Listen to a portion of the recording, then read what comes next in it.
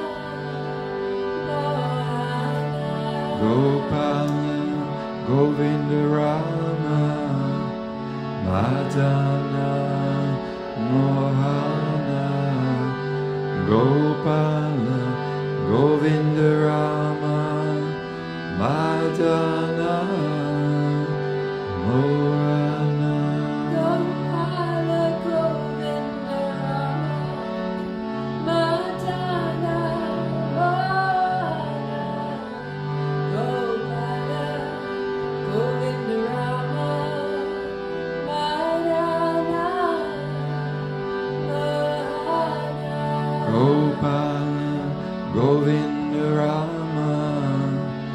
Madana Mohana Gopala Govinda Rama Madana Mohana Gopala Govinda Rama Madana Mohana Gopala Govinda Rama Madana Mohana Gopala Govinda Rama Madana Mohana Gopala Govinda Rama Madana Mohana Gopala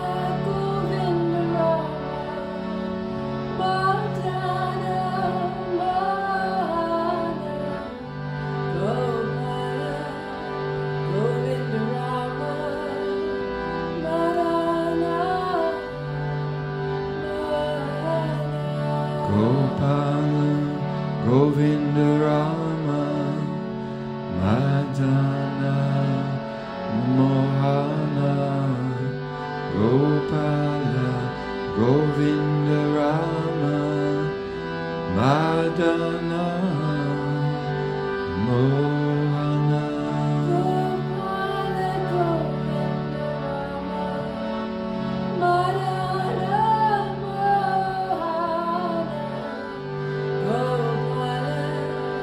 Govinda Rama Madana Mohana Gopala Govinda Rama Madana Mohana Gopala Govinda Rama Madana Gopala Govinda Rama Madana Mohana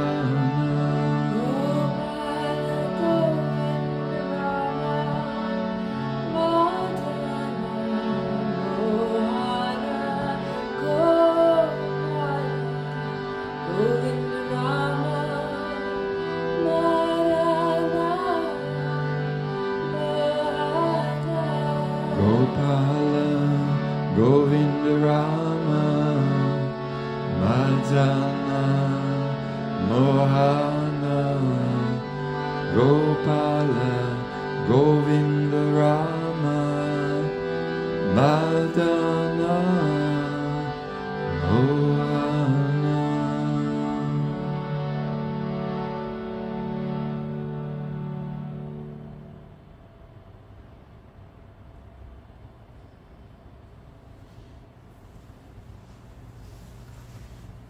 Okay, so that's it for another session.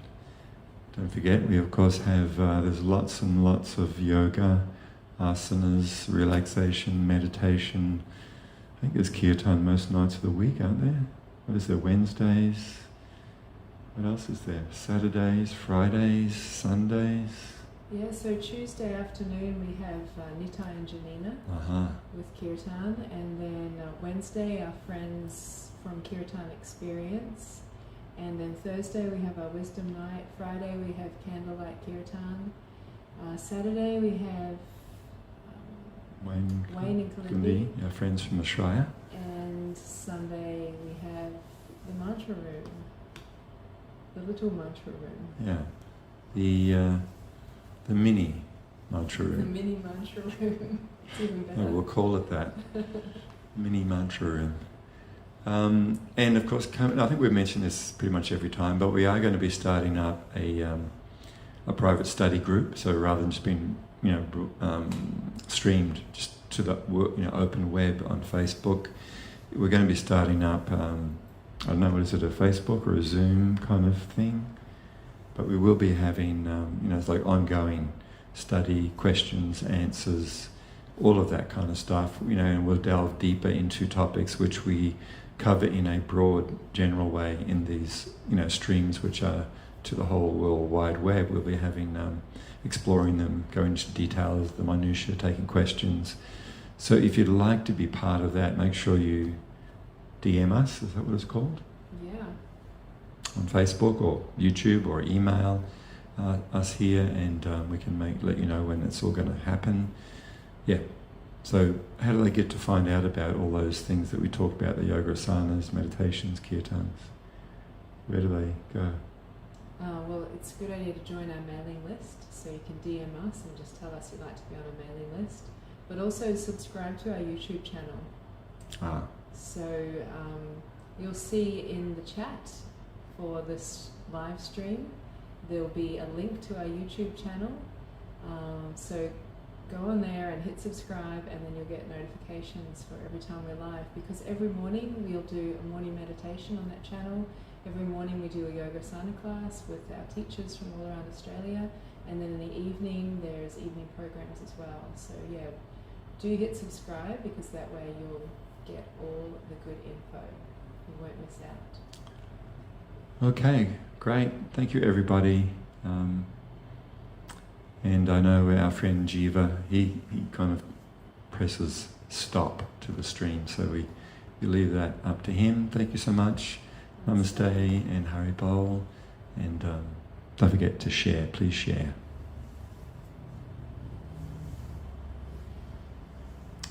Hari Bol, Nitai Go. Nitai Go, Hari Bol. Hari Bol, Nitai Go. Nitai Go, Hari Bol.